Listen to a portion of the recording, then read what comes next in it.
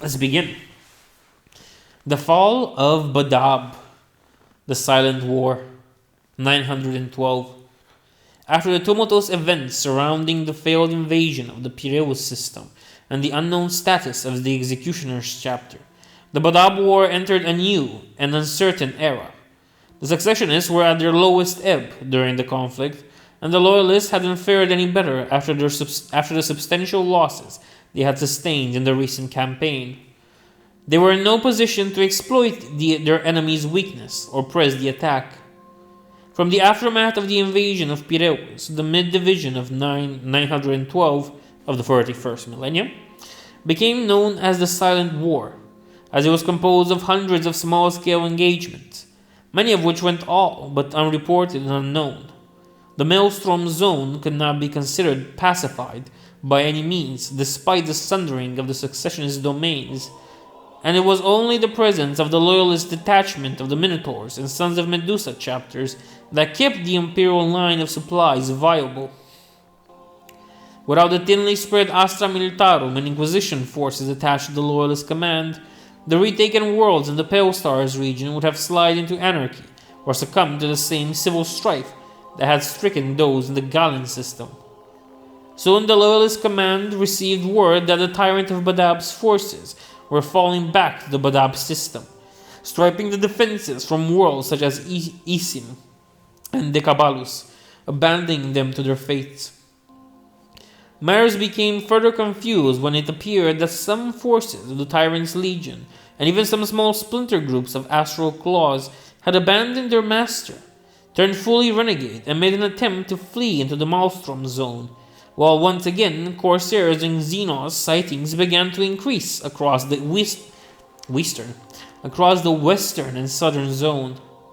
Potentially spread out over a vast area of dangerous wilderness space, the Loyalists now seemed to face multiple foes whose action could not be readily predicted.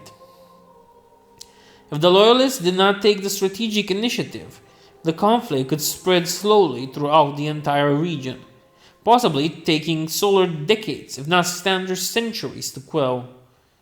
The injured but still active Lord High Commander Karab Colin convened a full council of war at the newly commissioned Imperial Battle Station complex in the Vinaya system to determine a strategy and divine a future course of the war. Representatives from all the Loyalist Space Marine chapters still involved in the conflict were present. Colin's own Red Scorpions, the Salamanders, Minotaurs, Exorcists, Carcadons, and Sons of Medusa. The Firehawk's master, the now ailing Stibor Lazarek, was summoned as an equal, despite reservations held by others. Some stain of blame and suspicion of dissent still persisted among some of his peers. Inquisitor Legate Yardenais Frame, whose voice was that of the High Lords of Terra in the Council, served as arbiter, and at Freyne's personal invitation, a deputation of the Archmagi of the Forge World Angstrom was also received, and now finally welcomed as allies to the Loyalist cause. Legate Inquisitor Freyne brought the news to the Council that the Mantis Warriors chapter had finally submitted themselves before the Legate's authority to avoid utter destruction of their worlds. But he brought ill-omened news as well. Reinforcements from the Astra Militarum Segmentum, reserves, and fresh warships from the Imperial Navy would not be forthcoming. Wars and conflicts were everywhere, and matters pressing against the Tyranids' threat and newly arising Xenos powers, the Galactic East, claimed priority on all that might be gathered to the Loyalist cause on short notice. However, the darkly reputed Star Phantoms chapter were en route at full chapter strength and would be with the Loyalists by the year's turning. The Adeptus Mechanicus of Angstrom would provide further aid to the Loyalist cause by granting a bounty of arms and munitions. They also vowed to aid the Loyalist attack from Badab Primaris when the hour of battle came. In accordance with the Loyalists' newly formed strategies, and with the hard lessons of Piraeus well learned, The ultimate goal of the investiture and siege of Badab Primaris would now be delayed until overwhelming forces were available. In the meantime, an enhanced blockade and watch would be maintained there, while the Maelstrom Zone was brought better under its heel. The Firehawk's immense mobile fortress monastery, the Raptorus Rex, was brought to the Piraeus system to form the linchpin of the reinforced blockade. But when the Loyalists arrived in system, they found it half-abandoned shambles. Kirita Secundus was ravaged and near lifeless, and Yaros station had been gutted and was now famine-stricken by its former Astral Claws masters, and left to their fate.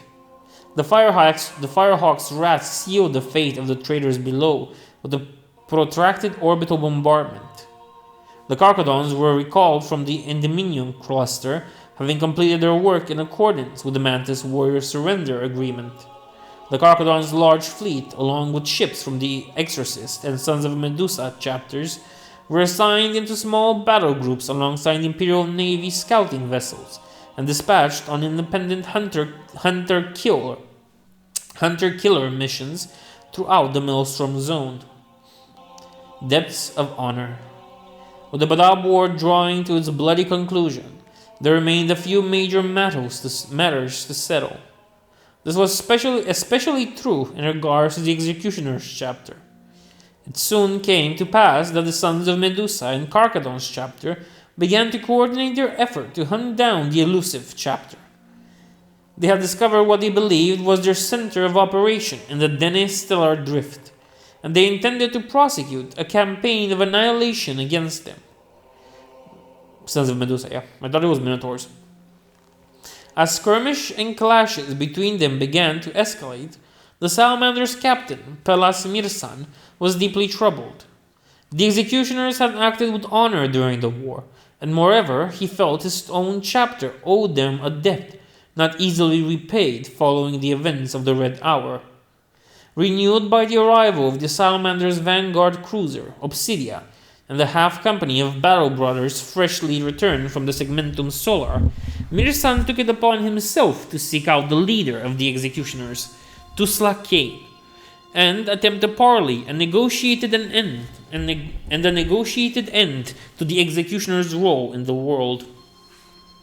Questing along the Maelstrom Zone's southern periphery for several solar months, the Obsidia rushed in response to reports of battle at the fringes of the Eridane Cataract. There they found the executioner's battle barge, Phantom's Wrath, and the infamous Night Hag hunting down two damaged Sons of Medusa strike cruisers in the dense asteroid fields and dust clouds of the turbulence star system. Without second thought to his own ship's safety, Captain Mirsan interposed his vessel between the two warring sides and deactivated his ship's weapons. He then demanded that an honorable discourse between brothers take place. The Loyalist forces faced a tense standoff, coming to the brink of warring amongst themselves, but Miran was successful in forcing both sides to stand down. He then negotiated that the Sons of Medusa's departure and the executioner's ceasefire, bringing the Night Hag with Cain aboard, under the Salamander's own personal flag of safety, to formal parley with the Loyalist command. Though shadowed with the warp echoes of prowling Carcadons, warships, en route to Crow's world, they were not attacked. Many of the Loyalist side had a mind to arrest or even slay the executioners on sight, but the voice of Pelas Mirsan, a respected representative of his first founding chapter, was not so easily dismissed, nor were the likely consequences should blood be shed dishonorably at this time. Seeing the strategic wisdom of being able to remove a dangerous and unpredictable chapter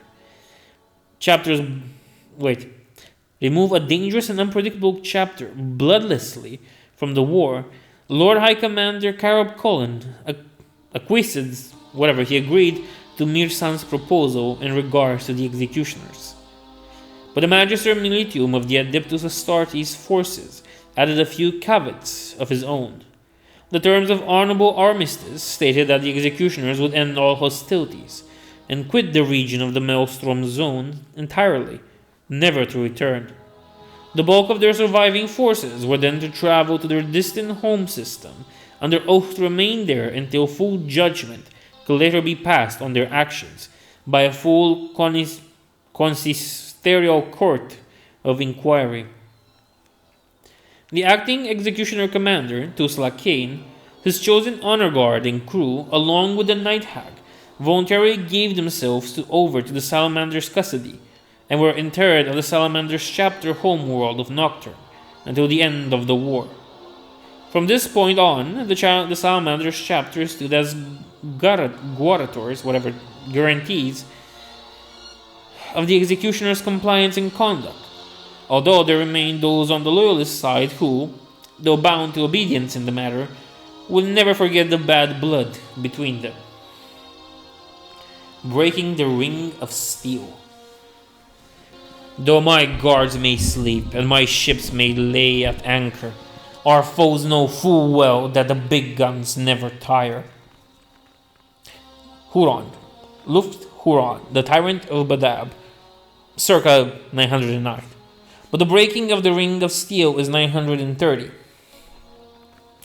The Loyalists were ready at last to begin the final siege of the Badab system. Their forces had been greatly augmented by the arrival of the Grim Star Phantom's Chapter, whose fleet carried a powerful force 10 companies strong, as well as a maniple of battle titans of the Legio Crucius, the Warmongers, brought in by the intervention of the Adeptus Mechanicus of Angstrom, and several heavy warships such as the Sword of Ordon, which had been brought back into full operation.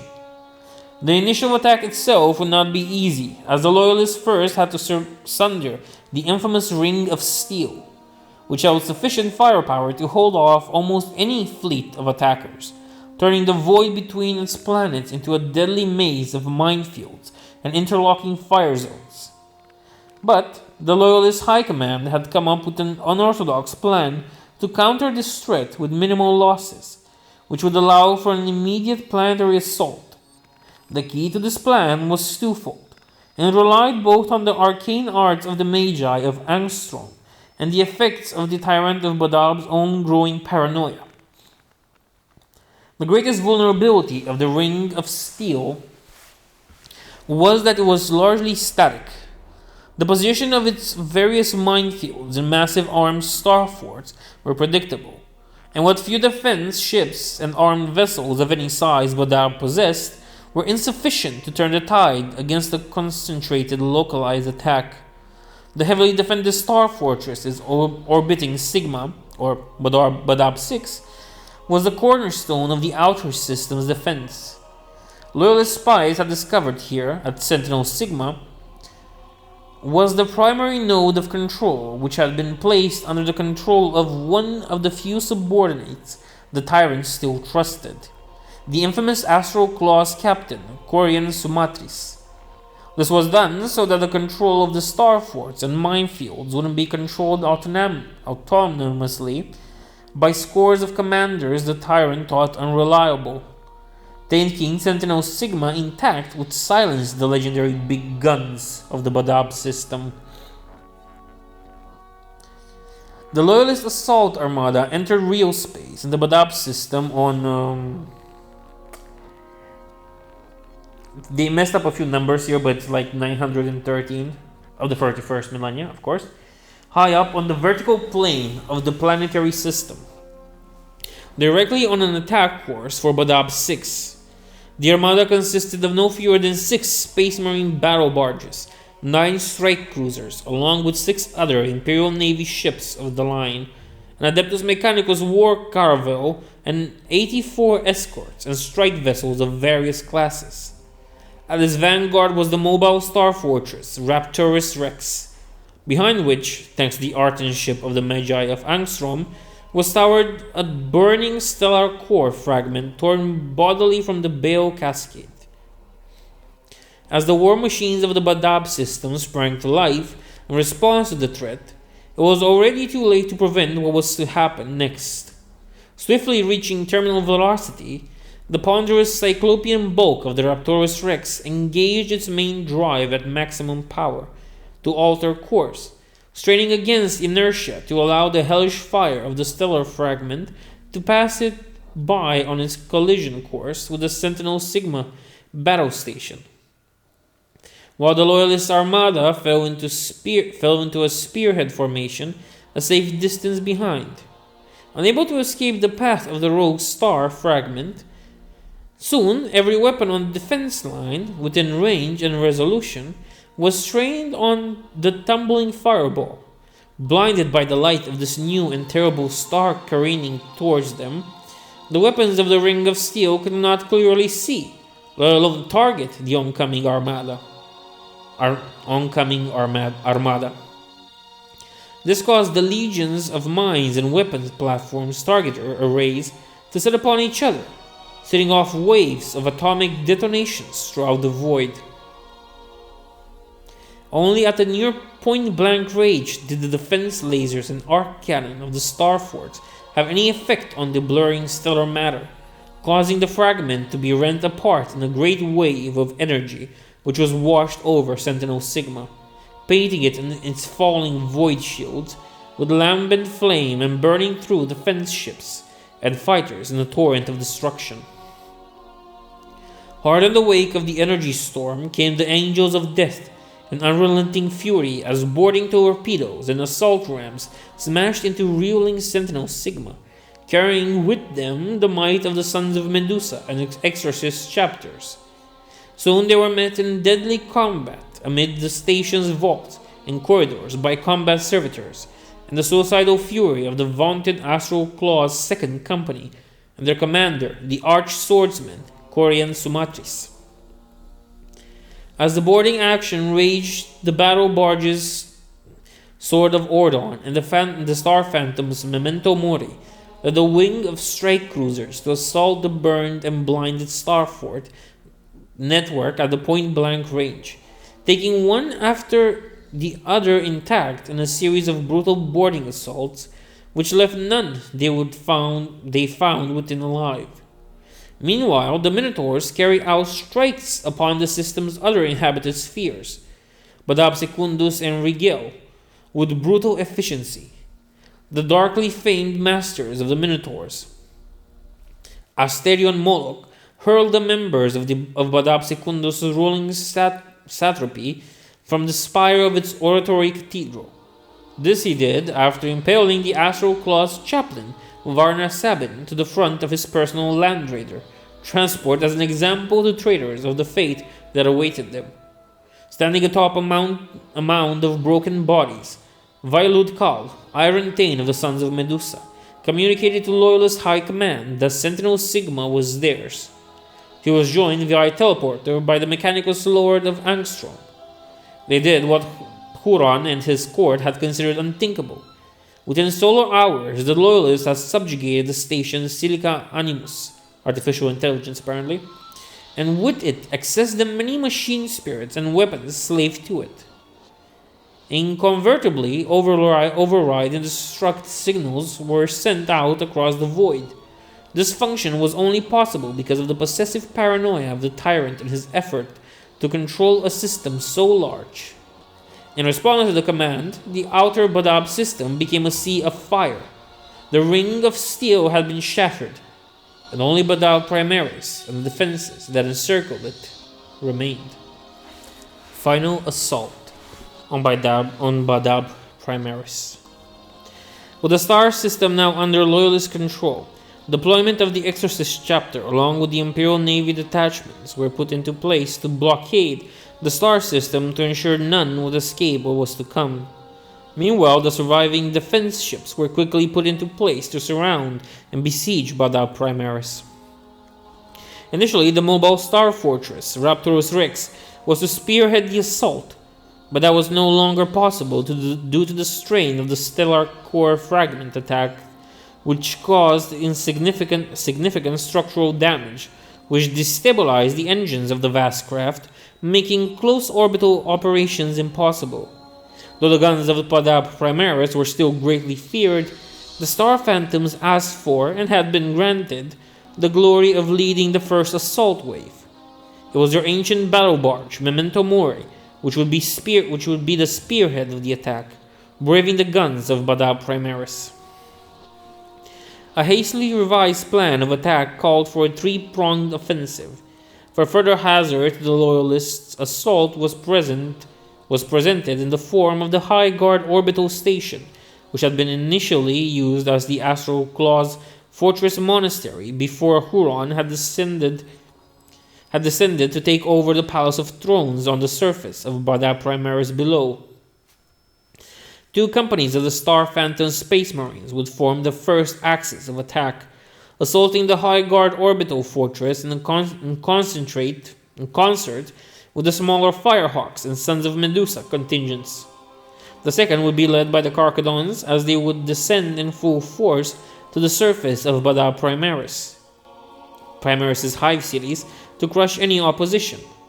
The third and most vital attack force would be formed by the bulwark of the Star Phantoms, consisting of 7 full companies and assisted by heavy assault elements drawn from across the Loyalist chapters and Inquisitorial Stormtrooper companies.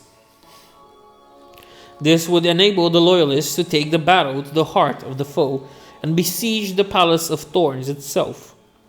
Heralding the attack was a wave of orbital bombardment and hurled debris from orbits sent to sow havoc below as weapons fire split the sky above Badab Primaris. The sable-colored Memento Mori led the attack as it breached the upper atmosphere, rocked by explosions from the planet's surface weapons emplacements.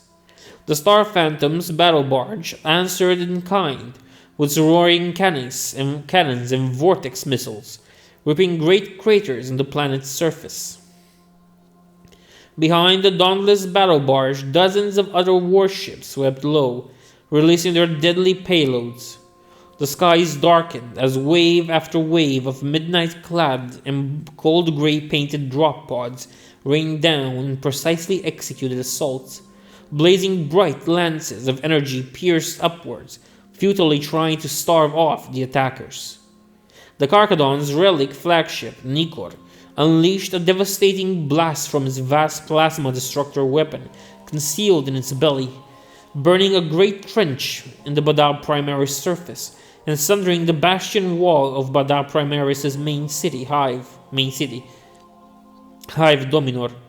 Soon after, Thunderhawk gunships and Castus assault rams speared down to exploit the breach. The burning pall of smoke, swirling cinder ash and choking dust, blackened the sky, causing night to fall over Badab's northern continent as the siege assault raged. A full solar hour had passed since the opening of the Loyalist assault, and though the defense batteries had not yet been fully silenced, many were now choked off or destroyed.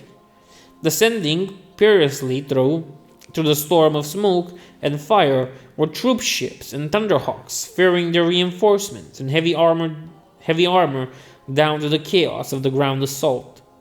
As the approach was deemed safe, the colossal landing craft of the Legio Crucius fell to the earth outside Hive Dominar, the tremor shock of their impact shaking the ground, bringing even more of the breach bastion wall tumbling down. Titans now walked on Badab, immediately setting out to do the Emperor's work. Vast armored doors opened and slammed buildings flat as the Titan sirens echoed across the battlefield, bellowing their clarion call of doom for the beleaguered world. Hive Dominar soon became a city of death as the assault moved into its second and then third solar hour without any sign of relenting. The mortal of the Tyrant's Legion fought an insane and desperate battle against the great transhuman giants of the Carcadons that walked amongst them. There were no means of escaping their gruesome fate as transit junctions became clogged with burning vehicles and shattered rubble, trapping the wretched civilians within the doomed Hive City. There was nothing but terror and death. The soldiers of the Auxilia bitterly fought on as best as they could, faced with the choice of surrender or survival. But the unstoppable great tide of the Carcadons fell upon them with nightmarish fury, savagely hacking through their defense lines, leaving nothing but torn bodies and shattered war machines in their wake. Command and control quickly broke down within the ranks of the Tyrant's Legion, as their voxits uttered nothing but screams and unanswered pleas for mercy. Soon the carnage only worsened, as fire began to spread and rage out of control. Those auxilia that managed to survive began shelling indiscriminately into the shadows of the buildings in the vain hope of stopping the savage assault of the Carcadons. But their efforts were for naught. Fall of the Palace of Thorns. To the northeast of Hive Dominar lay the Palace of Thorns, built into a mountainous volcanic plateau that rose high above the level of the Hive city. It comprised a hulking, ornate citadel surrounded by wide, statue-lined plazas and myriad-capped gun towers studded with defense lasers and flak batteries. This was the heart of the Astral Claws domain and the lair of the Tyrant of Badab. Above the palace complex center, an very bright lightning shield rippled and clashed in the air. A vast charged power field that disintegrated anything it could touch. It touched and shrugged off even the firepower of the warships above. The plazas and weapon batteries that spread out beyond the palace were not so impervious, however, and it was into them that the star phantoms descended with unmatched precision and timing, their drop pods smashing through the ornate sepulchres and toppling needle-thin opex masts as they descended. Despite the hail of fire that had greeted the star phantoms, over 500 battle brothers out of the 700-strong force managed to survive to make planetfall, and now they set about besieging the heavily protected Palace of Thorns. The combat was fierce as the Star Phantoms encountered cunning death traps and heavily defended gun positions. Brutal close-range engagements were fought against Astral Claws assault squads, who counterattacked from concealed sally ports, making the loyalists pay in blood for every advance. Land raiders and predators spilled forth from the underground bunkers in defense of the Citadel's shield wall, but they were matched by the equally devastating firepower of the Star Phantom's Devastator squads and dreadnoughts firing from the shattered towers they had already stormed. The wide open plaza that ringed the Citadel became lethal killing grounds, grinding the siege down into a bloody meat grinder of attrition, for they offered very little cover to both attackers and defenders alike. The bloody siege began to tip into the Loyalists' favor as the Inquisitorial Stormtroopers regiments made their way up the volcanic ridges and joined the fray, allowing the Star Phantoms to press the attack. Loyalist Terminator squads locked on the Star Phantom's teleport homers and were soon dispatched down to the surface. But despite the massive force brought to bear against it, the Citadel still held. The Palace of Thorns' lightning field remained unbreached, and multiple Loyalist attacks were hurled away from the Citadel as the Astral Claws rained down deadly fire from their high walls and murderous counterattacks. Even with the advent of the Reaver-class Titans of the Legio Curtius, alongside the Sons of Medusa detachments, the Loyalists could not force the issue. The siege of the Palace of Thorns was a lethal impasse. The fighting and killing reigned unabated as true night fell over Hive Dominar and the Palace of Thorns. Soon the fighting spread out to the palace's sub-hives and industrial zones. The pall of smoke from the burning cities thickened the night to an umbral black that fogged the apex of the warships in orbit. Titans stalked the ruined cityscapes, crushing any hint of resistance they encountered, and systematically smashed the manufactoria and habitation blocks, driving refugees and routed Tyrant's Legion troopers before them in a disordered swarm. During this long night of destruction, little can be said for certain of Huron's actions. Some reports have the Tyrant of Badab sighted almost everywhere in the defense of the palace, hurling back the rent and shattered bodies of his enemies, roaring his defiance, while other tales place him alone and silent in the throne chamber, impassively watching the destruction of all he had wrought in the flickering light of his whole sphere. Regardless of the truth, what can be accurately said is that no Astral Claws surrendered to their fate. Each fought to the end, whether at the Palace of Thorns in the hive cities of Badab, or in defense of the High Guard orbital station. The Astral Claws sold their lives in a blaze of fury and spite. At dawn of the second solar day of the assault, the Carcadons took matters into their own hands to bring about the end. Assigned by Lord High Commander Caraban Colin the task of attacking the planet's infrastructure and preventing an organized defense from taking root, they had devised their own plan for doing so, and set their own deadly measures to the extremes to which they would go. Having already ravaged the Tyrant's legion forces, defending the cities, and setting the hives ablaze, they continued to the final state of their plan, and dispatched the strike teams deep into the hive's subsurface. The Carcadons sabotaged the ancient atomic and geothermal reactors which powered the world's hive city, and fed its hungry planetary defense batteries with energy. Across Badab Primaris, power failed, or suddenly spiked, adding to the chaos, and slowly the hives began to quake, and the towers of Badab toppled. This resulted in a planetary tectonic upheaval, with entire hive city sectors collapsing into yawning chasms that opened up in the ground beneath them, replaced by seas of molten lava. Silently, and in good order, the Carcadons began to withdraw from the surface. The fatal blow struck for the God Emperor's judgment had been delivered on treacherous Badab. The sudden destabilization of power offered the Loyalists a much-needed opening in which to strike.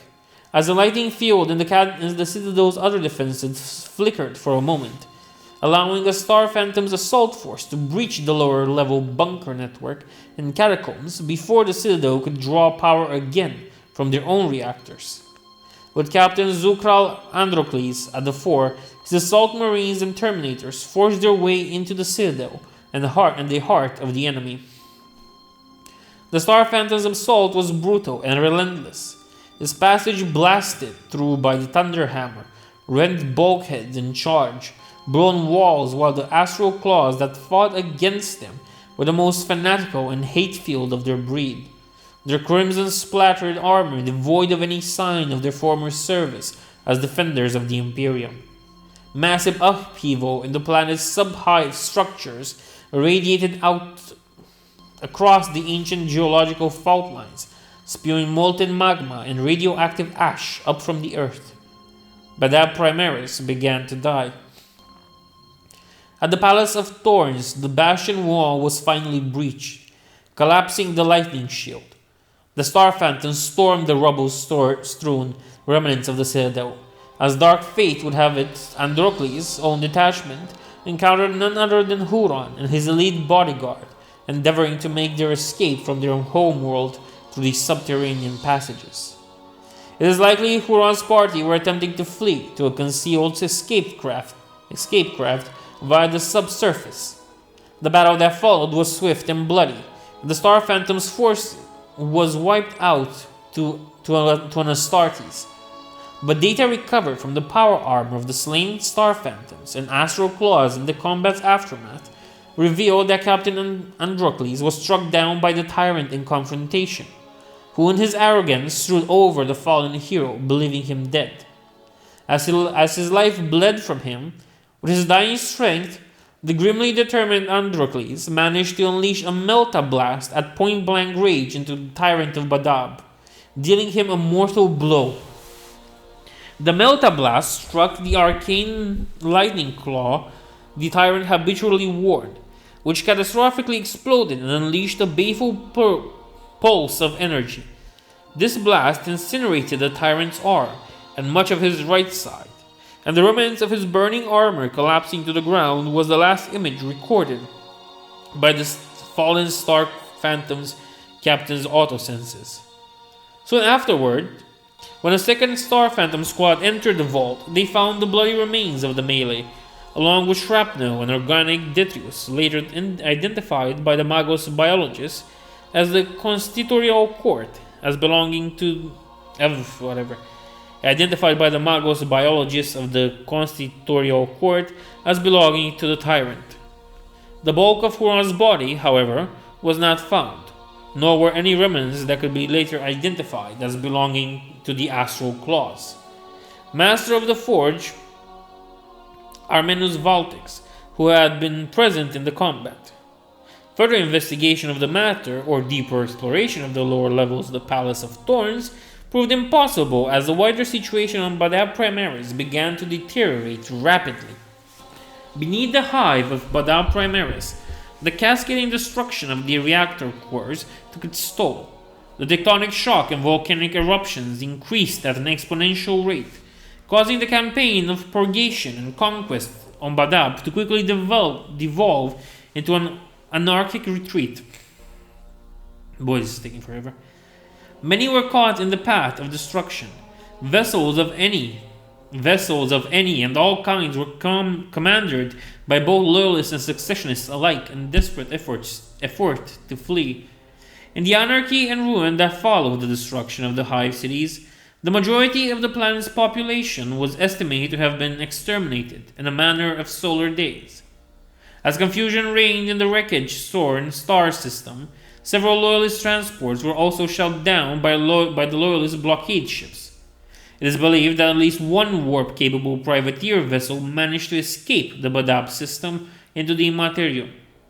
Later intelligence reports suggest that less than 200 Astral Claws were aboard, led by Armenus Valtix and carrying their master's broken body. The Badab War was finally over. Yay. Aftermath. Trial and punishment. In the aftermath of the death of Badab Primaris, the remaining successionists from the Astral Claws, Executioners, Mantis Warriors, and Lamenters chapters were put on trial before the specially convened Consistorial Court, judges of their peers, with their very existence at stake. Despite the attempts of Inquisitor Legate Jardice Frayne to have the matter placed fully under inquisitorial remit, a conclave of 5 Space Marine Chapter Masters, whose forces were not part of the conflict, were convened in judgment in accordance with Adeptus Astartes tradition. Representatives of those that fought on both sides went on to give evidence to the court. Particularly noteworthy was the testimony of Captain Mirsan of the Salamanders, speaking out in eloquent and moving defense of the Executioner's chapter's honor, if not their actions. Also heard at great length was the now near-dead master of the Firehawks, Stibor Lazarek, and his bitter calls to eradicate the vanquished foe without exception garnered some sympathy from the tribunal. The last to testify was the Inquisitor Legate Frayne himself, whose impassioned and wise words called on the assembled chapter masters to weigh both the deeds of men and the will of the Emperor, and heed the judgment of history unto them. An unanimous verdict was reached by the tribunal that the Astral Claws were judged to be traitors, most foul, and that they were to be declared excommunicati traitoris. They were guilty of taking up arms against the Imperium and the Emperor, and deceitfully causing their brethren to do likewise.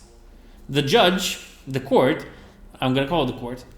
also found that all those chapters who had taken part in the Badab succession was guilty in breaking with both the Codex Astartes and the ancient covenant within the Emperor that it represented. In punishment, all Astral Claws in Imperial custody were blindfolded and shackled in dishonor, and then put to the sword. It was further judged that the other surviving successionist chapters would have to each undertake a 100 standard year-long penitent crusade to atone for their transgressions, and would have to do so without the right to recruit new brethren to replace their losses during this time of punishment. Their future survival would, therefore, be left in their own hands, and by the grace and benevolence of the Holy Emperor.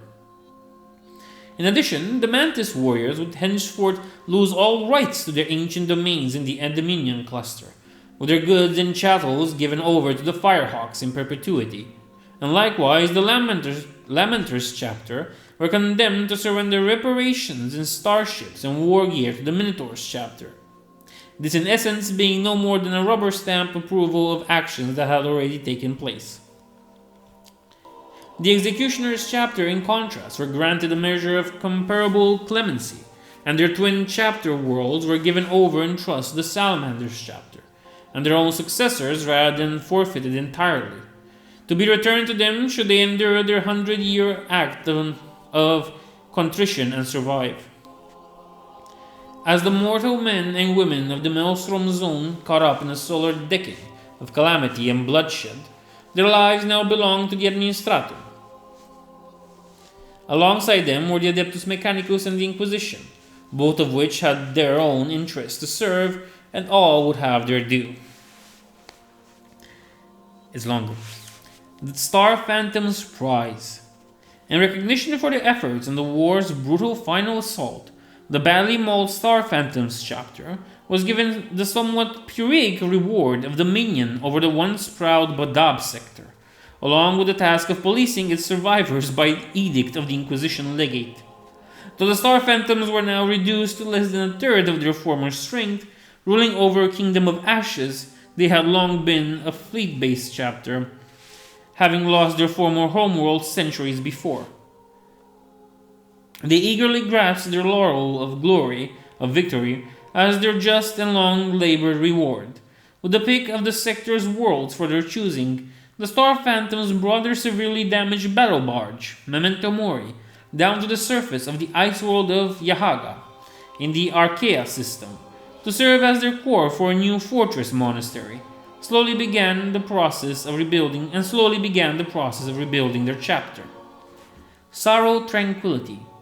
With the arrival of fresh Imperial Navy task force redeployed to be based on Venaya and Administratum auditors emplaced on Sagan, the other loyalist Space Marine forces, having completed their operations in the Maelstrom Zone, began to depart their chapter world and wars afresh. The care of the Maelstrom Zone was now in other hands, and the provenance of new masters. It was only when the Red Scorpion Sword of Ordon, the last of the loyalist battle barges, was taking leave to depart Venaya on the long voyage back to Zybeus Minoris, that news reached the system of a darker fate that had befallen the Tranquility system. Before departing the Maelstrom Zone, the Carcadon's chapter fleet returned to the Endymion cluster. There, with the agreement of the Firehawks, they struck at the Tranquility system, whose worlds were once the primary recruiting and training grounds of the Mantis Warriors chapter. From these worlds, they harvested an entire generation to renew their own losses, forcing those selected to fight to the death to prove their worth in order to survive in the Carcadon's brethren. Thus paid in blood, the Carcadon's fleet departed, the last known sighting of them made by an exploratory augury beacon, which marked them taking course through the warp, ascending the galactic plane into the blackness of the outer void once more.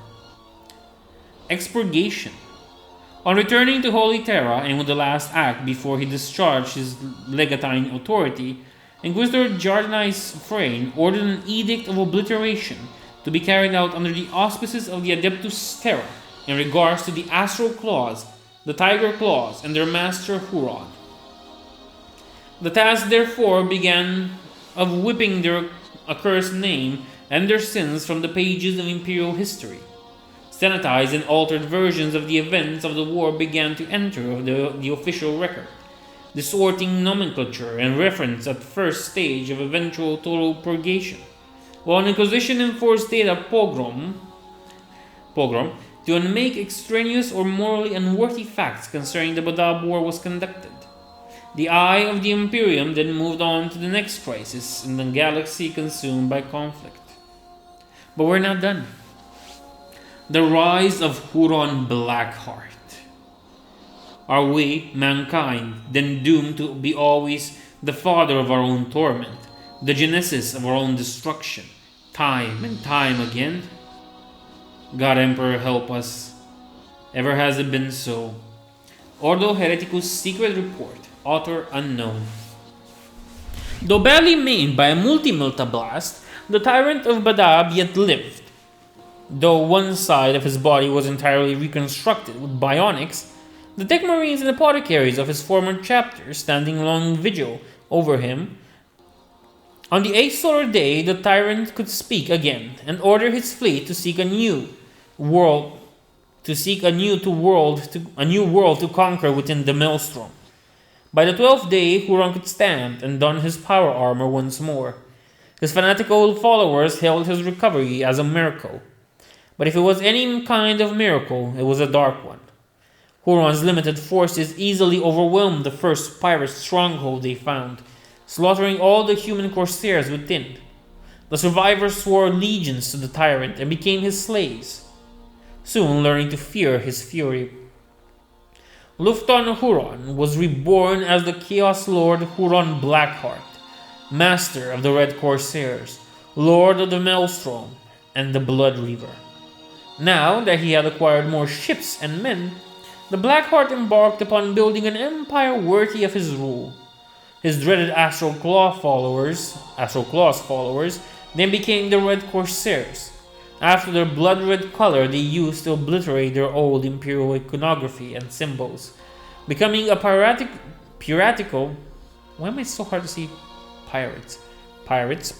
renegade warband of Chaos Space Marines that established a potent Chaos Empire within the warp rift of the Maelstrom, to rival that of the Eye of Terror. To this day, many of those few Space Marines who have tragically fallen to the lure of chaos are inevitably found within the ranks of the Red Corsairs, embittered and twisted by the evil power of chaos that reigns supreme within this hellish realm.